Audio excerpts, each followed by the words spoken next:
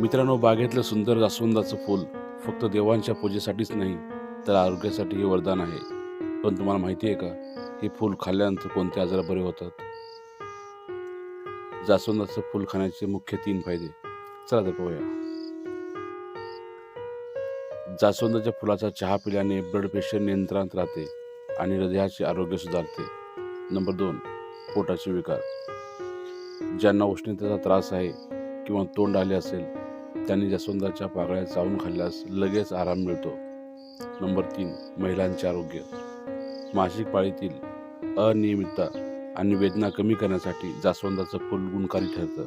या व्यतिरिक्त यात भरपूर अँटी ऑक्सिडंट्स असतात, जे वजन कमी करायला आणि त्वचा चमकदार बनवायला मदत करतात. पण लक्षात ठेवा, कोणताही उपाय करण्यापूर्वी आपल्या डॉक्टरांचा सल्ला नक्की घ्या. माहिती आवडली असेल तर लाईक आणि फॉलो करायला विसरू नका.